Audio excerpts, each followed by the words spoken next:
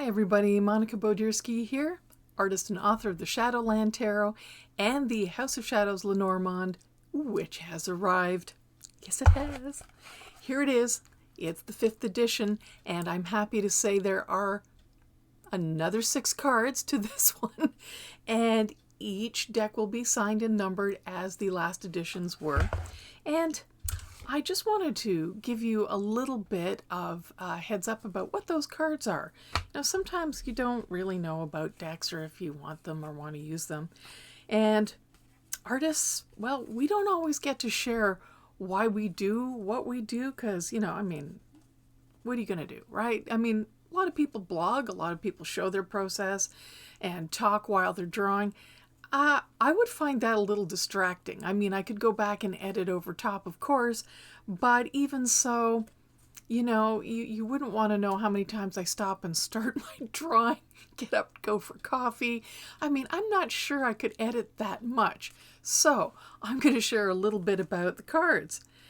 Why do I put in those extra cards? Oh, I want to say thank you to Catherine for letting me know how much she enjoys the fact that every new deck has got 6 new cards. I was wondering if people enjoyed that or not, and she very kindly wrote me an email saying, oh yeah, very much so, because she's also an artist. She appreciates that some of the more abstract concepts just aren't available in the cards as apparently in some of the symbols that exist. So thank you for that, Catherine. As long as I'm thanking people, I want to thank the Sea Grape Apothecary very much for hosting me for a Lenormand and Shadow Work workshop. It was absolutely wonderful. People in attendance were great. There was a lot of engagement, a lot of questions, and the Moonshadow spread that was offered seemed to work really well for people, and I'm so happy when that works out. I think any amount of self-awareness is good.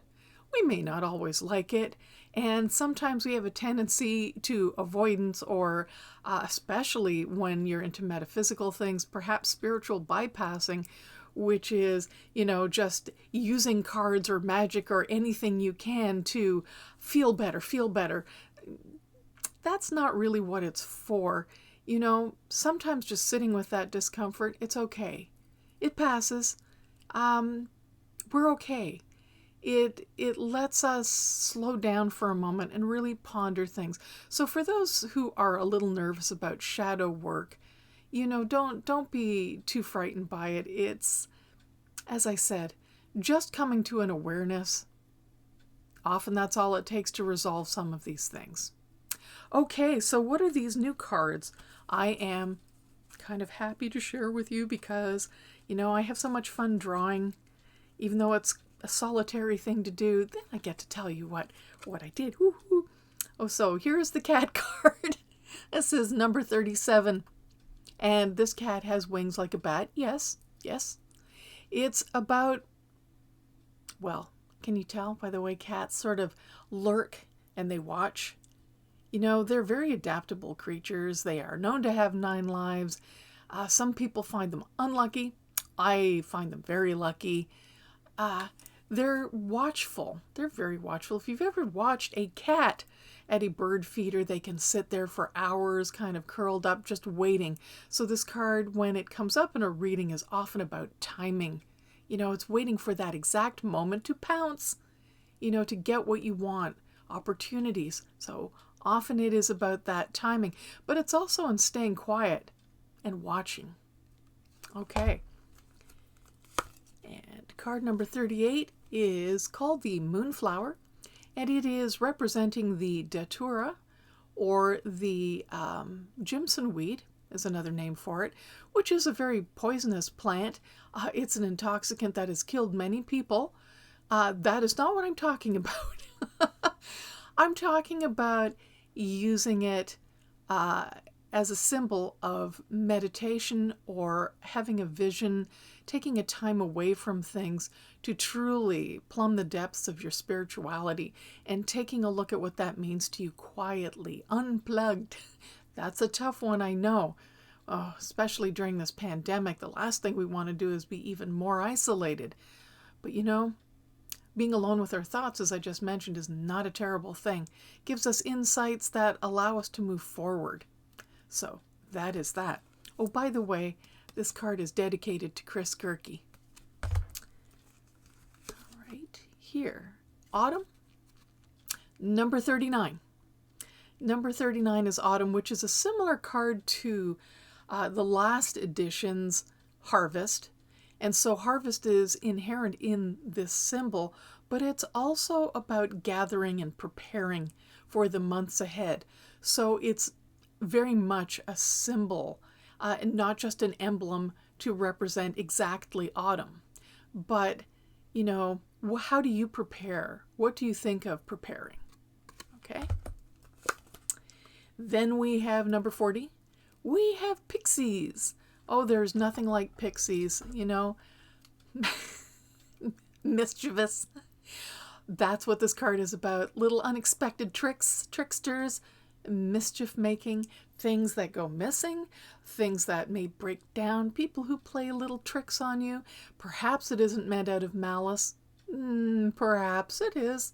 You have to look at the cards surrounding it to really judge that one. We also have potions. Potions. It's about bringing things together. You know, mixing all those ingredients. Isn't it fun?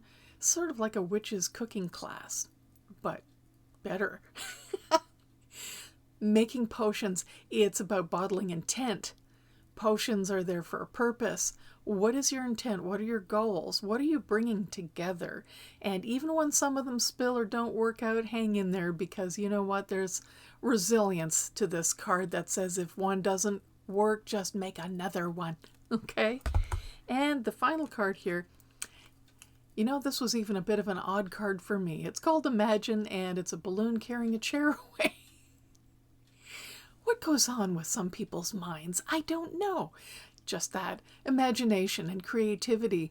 Don't judge yourself for being different or creative. Use this card when it comes up in a reading as your opportunity to get intensely out there with ideas and plans, and don't edit yourself. Don't judge yourself. Let it happen. If you feel like doodling or drawing, go ahead. Don't stop your self-expression. It's really vital and important to our mental health, you know. Okay, so those, by the way, the meanings of those cards are actually printed in this edition's little white book, as in the 4th edition. You don't have to go online or download a PDF for that. It's included. All right. So on top of that, what else have I been up to? Well, of course, I've been making a little bit of art in between things because I can get so busy, and working on new imagery and new oracles, of course, because divining is just my space. So I am also offering a couple of classes, one on bone and curio casting. I hope you enjoy. I absolutely love throwing things and reading them. Doesn't matter what it was. I started that as a small child with rocks, you know, assigned meanings to those pebbles when I was about 5 or 6 already. Don't ask me why. And threw them down on the ground to see what they would tell me. And that just continued because I'm an artist. I started to collect all sorts of little strange knickknacks. I also made shadow boxes for a while. Oh, there's that word again. And I glued all sorts of bizarro little pieces together. So a lot of those pieces and bones that I found on walks and came across on beaches, they just amassed into a giant kind of a casting set that gets switched around constantly. So if you're interested in that sort of thing, come check out the class. And also I have a 2-part Lenormand class if you're interested in Lenormand reading, but just haven't been certain how to approach it. It is certainly gaining in popularity, and I can see why. It is a very straightforward deck. Ask anyone. It doesn't hold back at all. So I thought I would end up with, oh wait, I almost forgot. I'm also playing around with my own pigments and earth pigments and making my own watercolor paints. Wow. Well, that's been an interesting kind of an experience. I'm still experimenting. This will take quite a bit of experimenting. Everyone has their own recipe for binders and for grinding. I want to say thank you, a shout out to Rowena Tigback for giving me a few of these gorgeous glass mullers. If you don't know what those are those very heavy glass things that you grind your pigments with against a glass plate until you get that really nice smooth consistency for your watercolor. So don't know how they'll turn out. I have some earth pigments I've had for quite a long time, and I will probably start sharing a little bit more about my art and magic methodology, because that's part of this, right? If you have an earth-based spirituality, I like to use earth pigments and things that I'm finding to make the paints. I already use moon water for the watercolors. I already use some essential oils in my inks. Why not go a little further? Who knows what kind of substrate or paper I will have next. So that's it, I think. But I'd like to end up with a card of the week. Okay? A little shadow card. We are in the shadow season. You know, days are getting much shorter. Nights are getting a lot longer. So I thought I'd do a shadow card for the week for all of us. So here it is. It's the heart card. Compassion and love, even after having some scars here. You know, our hearts do take a beating sometimes. Things can hurt our feelings.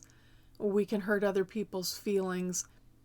But we are strong. You know, our hearts keep beating.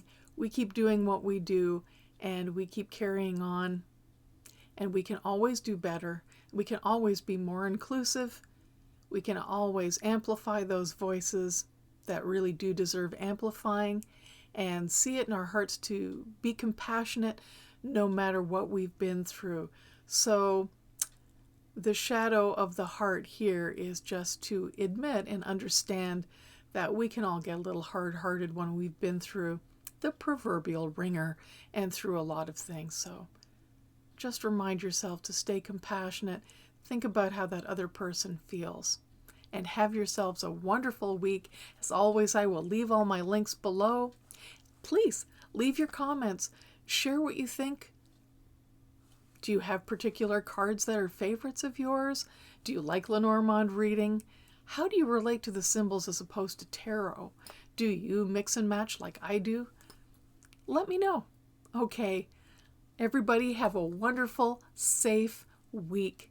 Stay healthy, stay well, check in on your friends and neighbors, and I will see you next week. Bye.